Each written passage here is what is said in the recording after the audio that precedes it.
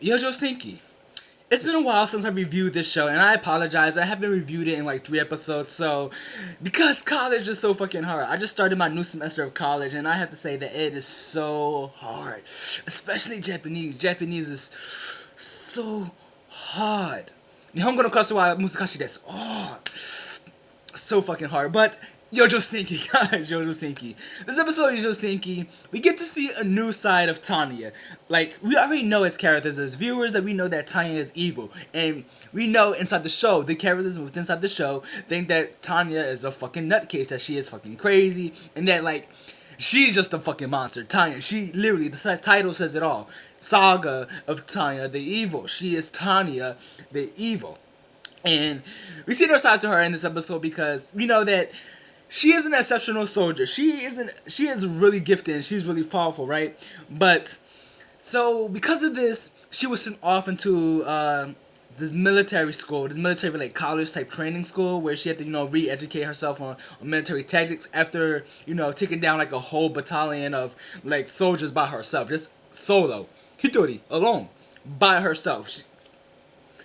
And because of that, she got this little blue badge of honor. It was like, like winning an honor, like fighting for the country. She got a little blue badge and like in promotion.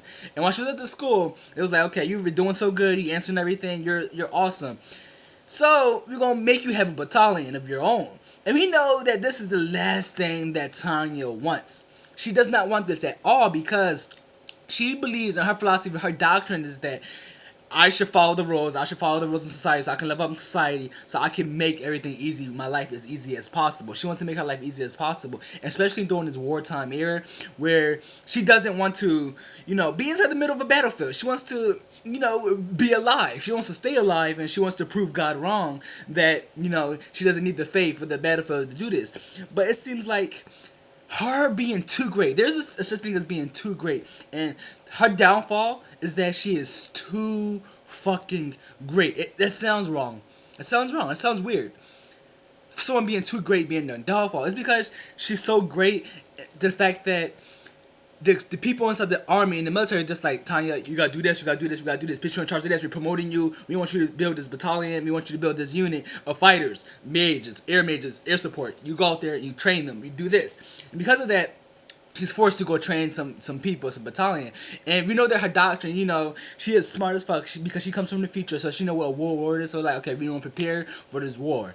So the basis of the episode is that you have it where she takes this she takes like a group of people who wants to be inside a battalion and she looks at them and she trains them, but like she didn't train them, she rejects a lot of them. She was like, okay, they can't see this, do the simple trick. She was doing some illusion magic. It was like they can't detect that this is illusion magic, but there's only a few people that did, like a few dozen, like 2 dozen or so people that actually saw do the trick, and this became her new battalion. And the higher ups was like, well, you have to hurry the fuck up. We need you to hurry up and make this battalion so you can go wreck some shit. We need you to go wreck some shit inside the war right now, Tanya. Yeah, go. Make the battalion and just go to the fucking, the Far East and do some shit, right? So she has her plan. She comes with this plan to, break the spirits of all the soldiers that, pass the test and, make the process of waiting longer for her. And this is through some harsh ass fucking training. Oh my gosh. This training was harsh as fuck. She had like few dozen people that, passed, right? And she been to do a month longer training. And the higher ups even said that it takes a minimum of 2 years to retrain a soldier, re-educate a soldier.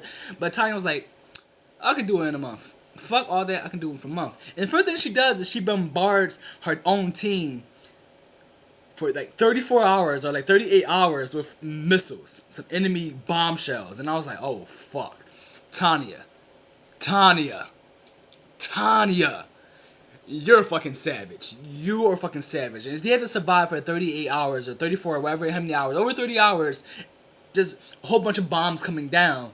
And then after that, they had to go through a whole trek, in the snow. And this was to break their spirits. But as we know, their spirits ones are broken because they were so scared of Tanya.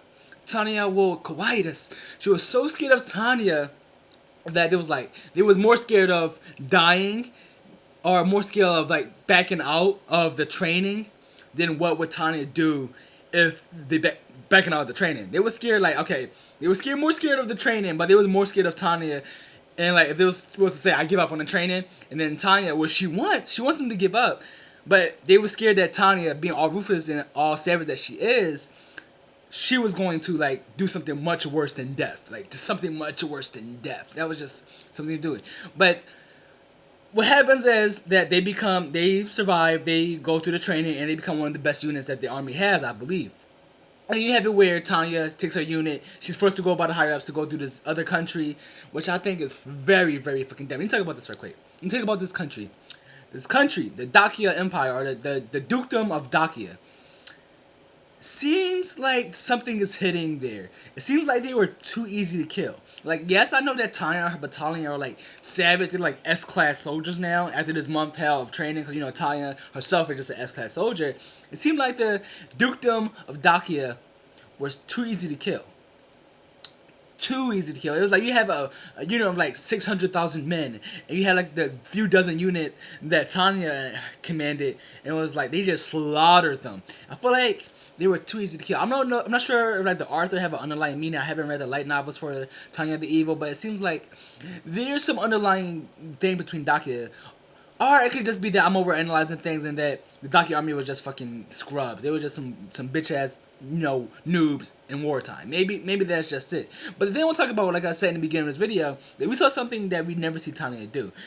Kinda. She was like, when she defeated the Dacia, like 600 men in the Dacia army, she went to the capital to go destroy them.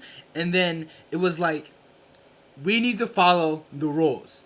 The international law. We need this international, like, even war today, there are certain war laws that are in place, and that if you break these laws, it's considered a war crime, and it's like considered like very, very, very, very, very offensive against me. It's like one of the worst crimes that you can do is the war crime, right? Very, very punishable by a lot of things.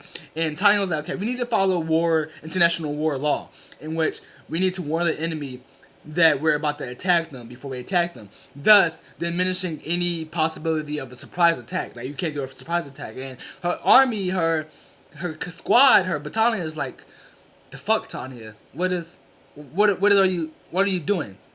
What do you mean? Like, you, of all people, evil, crazy, doesn't care if people die, doesn't care for sacrifices.